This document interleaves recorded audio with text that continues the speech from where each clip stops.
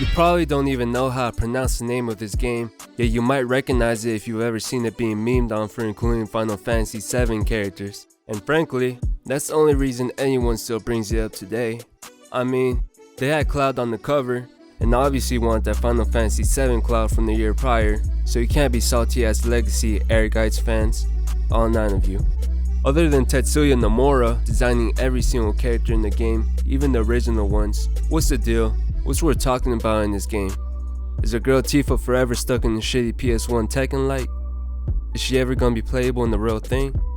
More or less, that's the mentality I had going into this, but I was actually surprised at how fun and unique this game was, since everyone online led me to believe it was absolutely terrible. It is not that bad.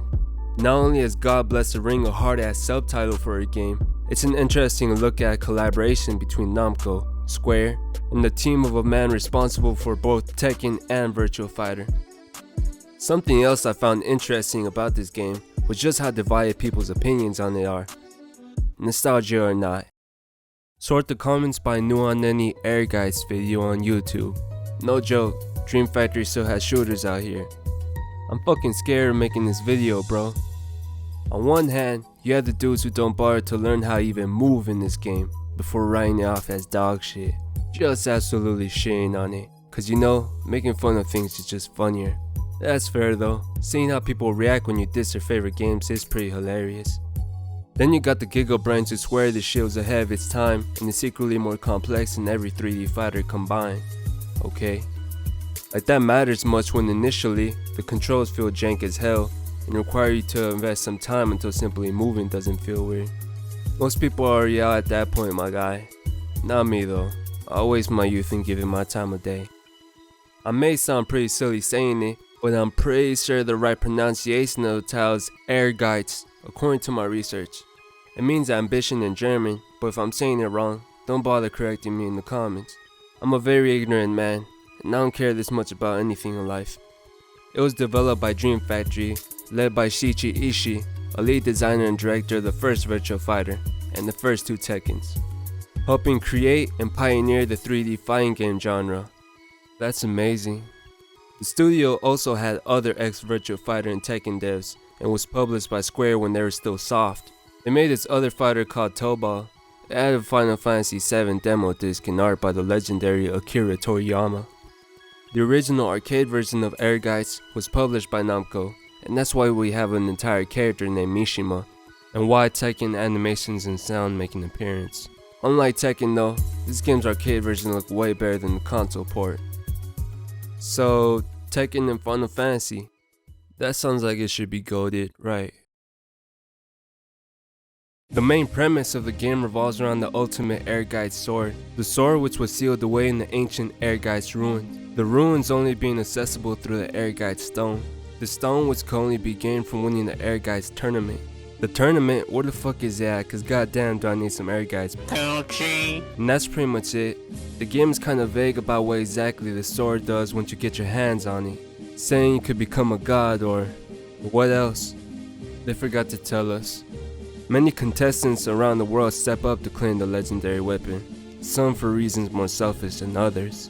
The opening movie introduces the characters you start off with, and man, I think it looks trippy as fuck.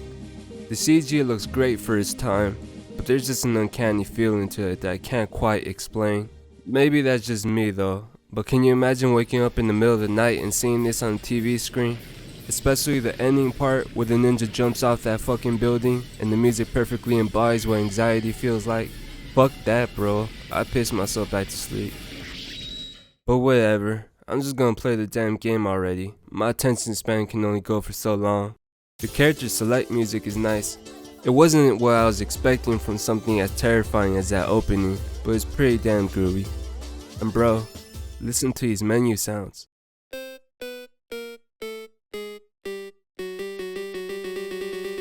Isn't that shit great? I wish the sound design on menus from some of these modern games were as dynamic as this. But I do understand how people could find special cues for every little thing annoying. I'm probably just a fucking nerd for caring about such a small detail, but hey, makes it more immersive in my opinion. Just kidding, listen to the main menu sounds. Cover your ears. I'm sure you've heard anyone who's ever talked about this game.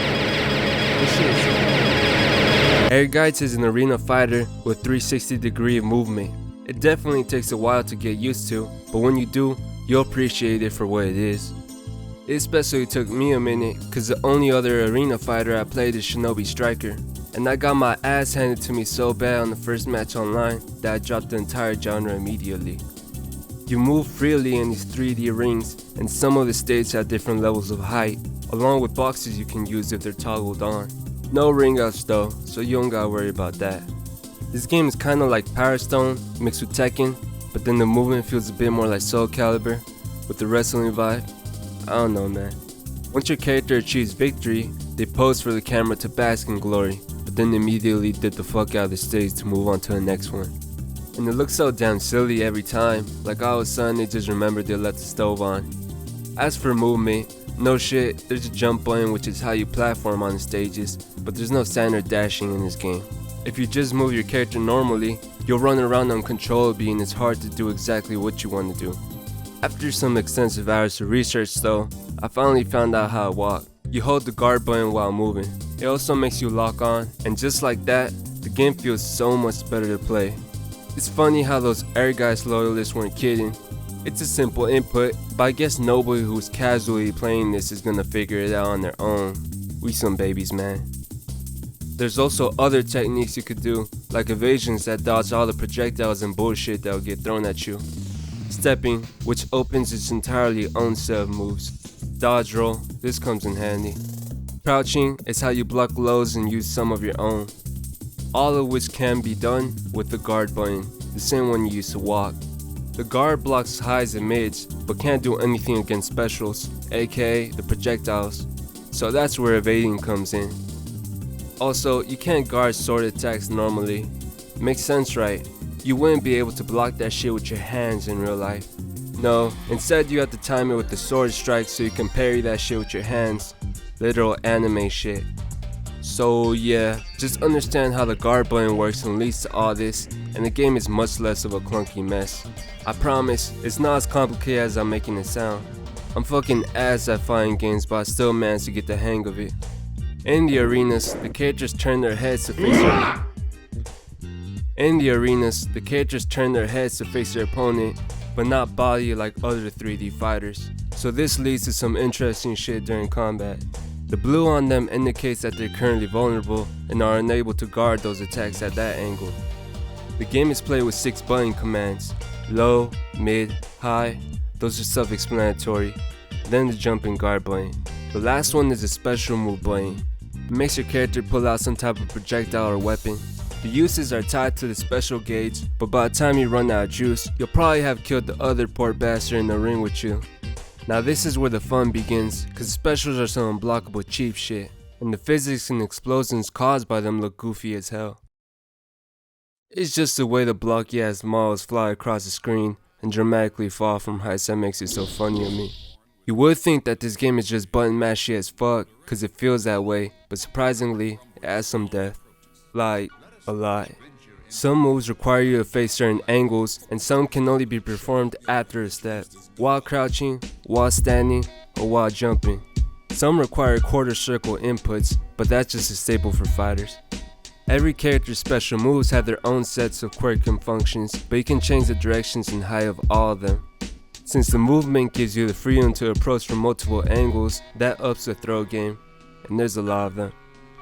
Standard throws, tackling throws, throw that bitch to the ropes, and the 360 motion input ones.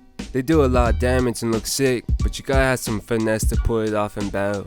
You can also reverse them if you're feeling ballsy. Some characters have parries that apply to punches and kicks, and yup, you can reverse those too. The counter in this game is called interrupt. You just time the special button with an incoming attack to fuck over the other guy. Then, the just frame attacks. This is baby shit for Mishima players, but I'd say they're harder to hit in this game. If you pull it off, it'll beef up the move and the move will have some blue aura to it. And while I was not expecting all this, it's cool that they decided to put a lot of thought into giving you this many options, but this game is almost too deep for its own good. You probably won't even see most of it if you end up playing this anyways. But because of all that, the move lists are loaded as a result, and there's a shitload of hidden ones. I really wish they had them listed in game, but look up the demonstrations on YouTube and you'll see what I'm talking about. So damn, all these funny men that shit on the gameplay, saying it was absolutely brain dead, fucking lied to us, bro. But lucky for you, I'm not a scrub and I did my homework. Look at this tournament play from 7 years ago.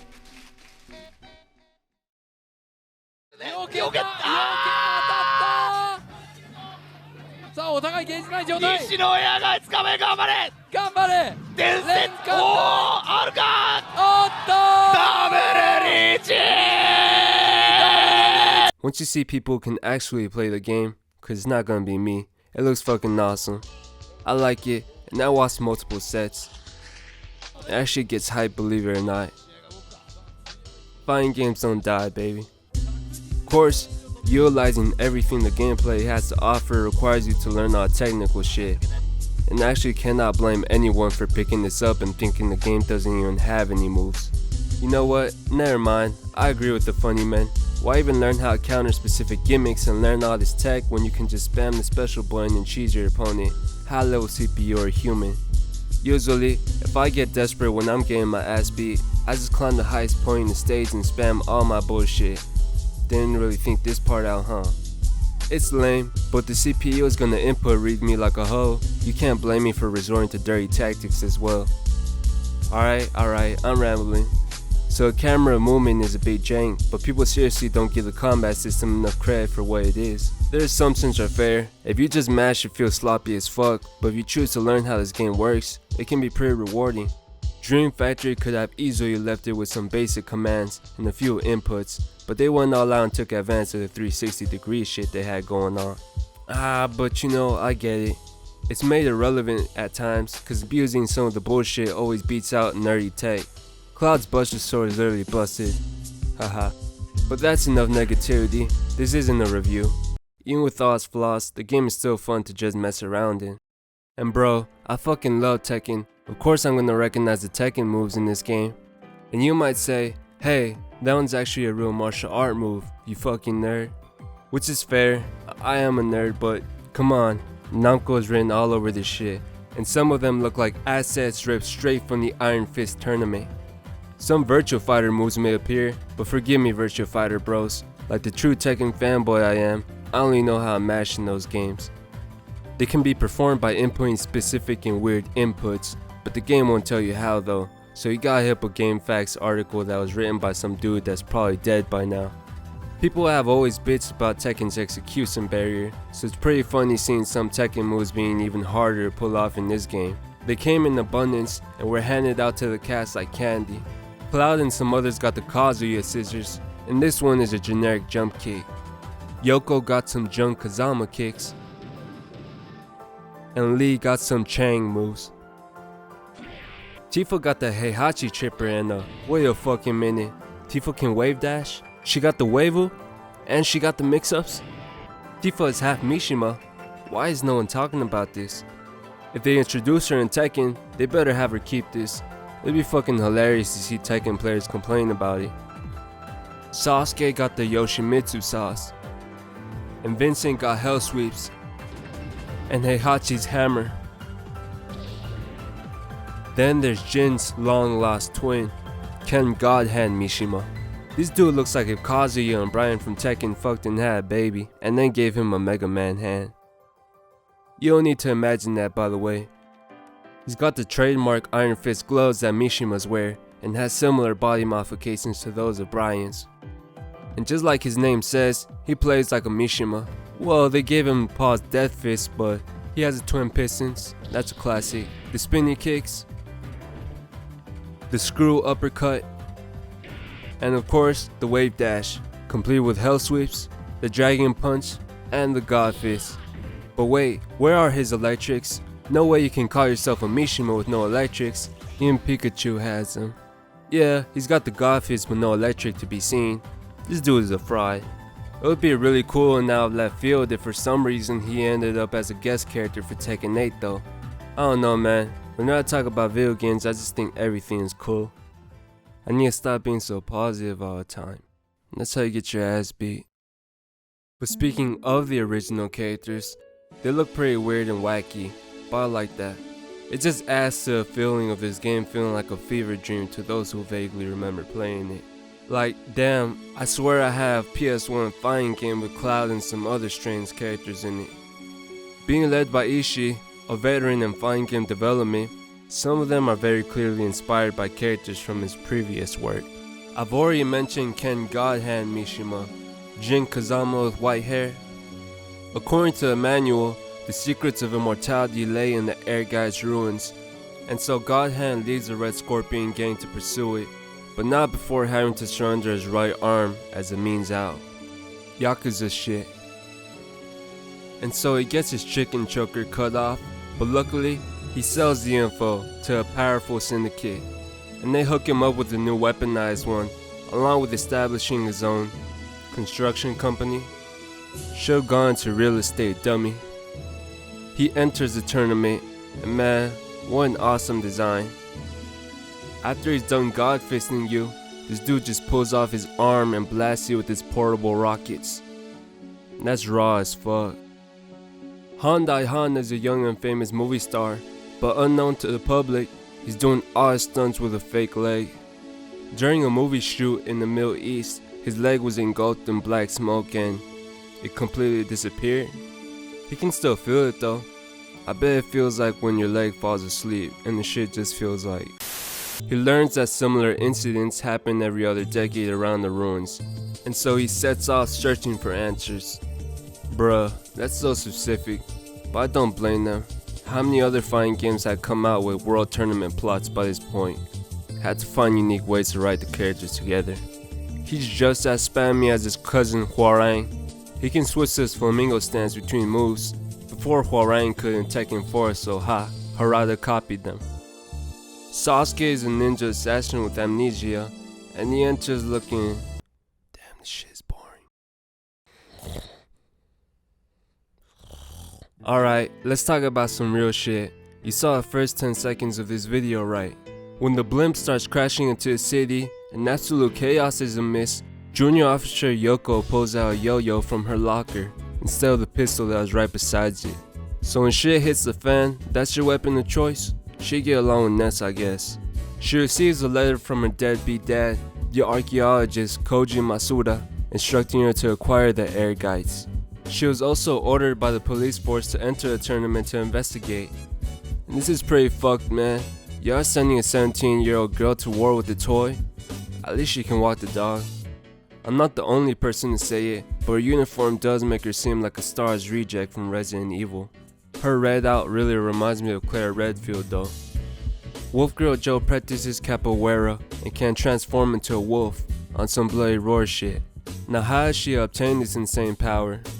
As an infant, she survived an airplane crash in the Amazon and was taken in and raised by wolves. Yeah, that's pretty much it. Now she can become one. She was captured and imprisoned for having rabies and harassing villagers, but the Red Scorpion gang broke her out and sent her on a mission to retrieve Ehrgeiz. Prince Doza is a British kickboxer. He's pretty much the ultimate champion in the world of kickboxing, so he seeks out a challenge in the tournament, where psychic powers, missiles, magic, furries, and all types of crazy shit is fair game. He reminds me of Bruce Irvin from Tekken. Li Shuwen is a master of Lilo Kempo, being able to kill a man in a single strike, but they killed his ass when he was poisoned. I don't know why, they just said he was poisoned. He was miraculously brought back to life by a mysterious elixir found in a tomb, but at a cost. It makes him age backwards, like Benjamin Button. So to prevent himself from turning into a cringe ass nene baby, or worse, going back to the womb, he goes back to the tomb in the Ehrgeiz ruins to uncover the mystery. Then there's Dasher Inoba. Ugh. God damn, I hate this fucker. This stupid ass command grab. Haircut still looks like his mom picks it out for him. That's why your wife left your fat ass. Koji Masuda is Yoko's father, an explorer, archaeologist, university professor, forklift certified, and 3-time champion of the Ehrgeiz tournament. His productivity disgusts me. He was seeking to uncover the truth behind the ruins, but was threatened and assaulted by the Red Scorpion gang to back off. So he tells his 17-year-old daughter to go instead. This is crazy, man. How are you a father? He practices MMA and holy shit, this character is dope as fuck. He's definitely the most brutal one in the game, and his grappling is insane. Any throw can chain to more attacks or submissions. You land one attack on your opponent and half the bar is gone. Busted as hell. I'm not the only one who thought this, cause apparently he was banned in tournament play, from what I've read at least. You have to beat the quest mode in the game to unlock him though, so it's not like he would have been common anyways. Claire is also an unlockable character from the quest mode. She's Koji's student and already a university student at 16. So yeah, that just makes me feel worse about my bum ass. She joins him on his journey to the ruins, and yo, what the hell is up with this man and putting young girls in life-threatening situations? Her throws are wild. She punches you in the nuts and spanks the shit out of you.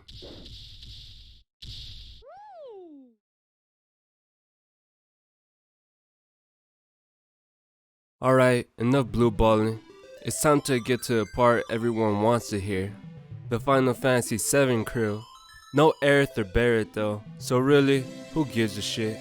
With Nomura doing the character designs for this game, Cloud and Tifa were included in the arcade version, but then Sephiroth, Vincent, Yuffie, and Zack were added to the PS1 port. This was actually the first time they were voice acted too. Cloud's battle cries sound pretty badass. Oh shit, Zack shares the same voice actually. It's also dope seeing that classic Tetsuya Nomura artwork besides the other original characters in the select screen.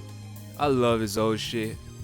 Yeah, we all might laugh at the Mickey Mouse and 50 belts bullshit Nomura does today. Even though I can't lie, I'm fucking with the new Sora look. But the main Final Fantasy VII cast, peak character design, all of them, absolutely brilliant. They're just so timeless and aesthetically pleasing to look at. Nomura could design the most whack shit imaginable now, but his name will always carry weight because of them. And the remake did them justice too, in my opinion. Along with being from one of the most influential games of all time, nobody should be surprised that these characters are so iconic and relevant to this day. Not that I've ever seen anybody question it. Furthermore, the fantastic— Hold up, bro. I'm dick riding like a motherfucker right now. Cloud is the reason why Ehrgeiz sold 9% of the copies it did, and naturally, he's the easiest character to play in the game. He can fight hand to hand with some neat strings, but you can just unsheath this shit, enter the Buster Sword stance, and outreach everyone else if you want. That's what happens when you bring a sword as big as the character themselves. Of course, a few of his moves are some of the iconic ones from Final Fantasy VII, like Clim Hazard and Cross Slash. Meteor Rain is his special. I'm getting tired of talking about how broken shit is in this game, but you can just spam this and win if you want to play extremely lame. Its 360 throw is the Omni Slash, but good luck pulling that off. Unless you have godlike execution, these throws are damn near impossible to land in an actual match. And the most iconic woman in gaming is here. Unsurprisingly, she's considered to be top tier, because her fighting style fits perfectly in the game. That wasn't a titty joke. Like the rest of the crew, some of her moves are from Final Fantasy VII as well, like Dolphin Blow and Final Heaven. Just look at this shit, bro. She has a homing projectile that will follow and hit you anywhere on the stage, no matter where you are. Good luck invading it when she's rushing you at the same time.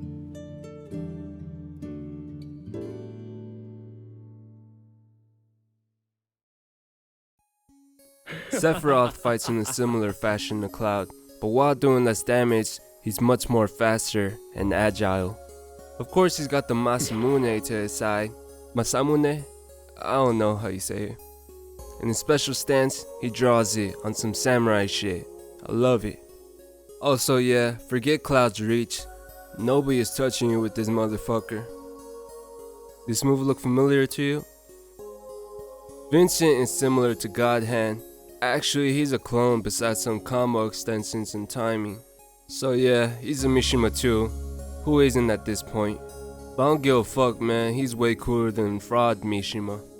Look how fresh this man looks in his suit. Oh yeah, I'm sure you've seen already, but the characters got unlockable outfits from the game. Cloud got Shinra armor from the flashbacks. Tifa got her Tor outfit from the Nebo Mountains. Vincent got his Turks getup. And Sephiroth got his final showdown fit. Yuffie fights kinda like Sasuke, but not really. Look at this Yoshimitsu shit. She got some awesome combos with her cross shuriken, and her throw game goes hard. Not much else to say. Didn't exist at the time, but Moogle Cape for the win. Lastly, Cloud's homie Zack is here, and he's actually cooler than Cloud. Changed my mind. It's the first game he was ever playable in, and he plays exactly like Cloud, wielding the Buster Sword at the same time as him, which shouldn't be possible according to the lore. If that's a plot hole, knowing Nomura, you're probably gonna have to buy some Kingdom Hearts branded cereal and read the inside of the cardboard to find out why.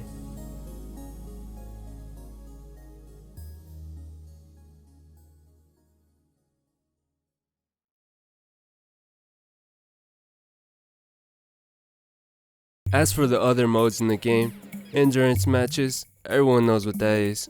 Then, a mode where you race on the beach, hopping over branches and capturing flags and other dumb shit. Hey, come back here, you cheating ass bitch.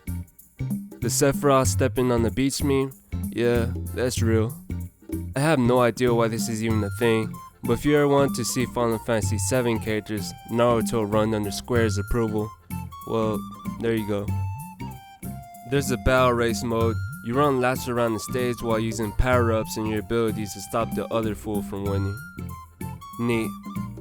Then, I don't know what the fuck this game is called, but you gotta make all the tiles your color. I don't know. I read the instructions like 3 times and I still didn't understand how to play. I never was the brightest kid in class, but I somehow managed to win, so hell yeah.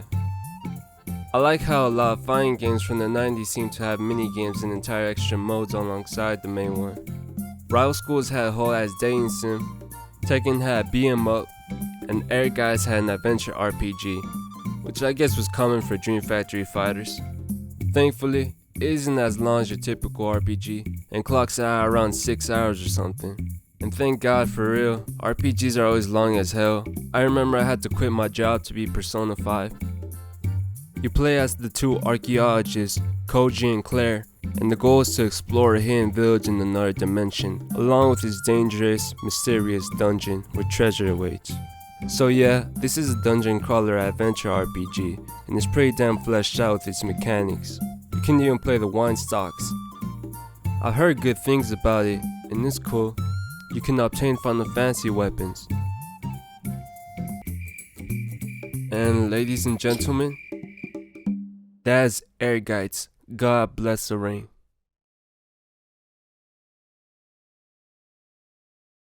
Unfortunately, Dream Factory fell off around the early 2000s, making UFC games for the Xbox before releasing a mobile game as their last work. They made 2 animes, but no one gives a shit. What matters is they left us with this holy grail little game. Ready, go! Fine game community. But for real though, was this game actually good? You see, I'm no game critic, that's not what I want to do with these videos, but people shit on it way too much in my opinion. Personally, I liked it.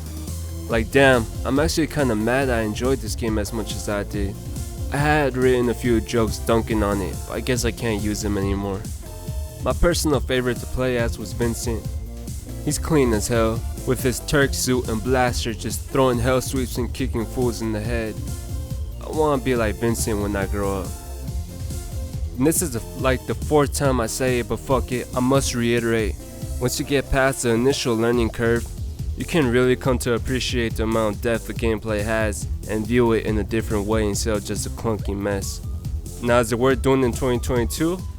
Hell no. But hey man, I'd be down to compete in an Ehrgeiz tournament should the opportunity ever arise. I did not sit down and learn all this for nothing. My Vincent wants all the smoke.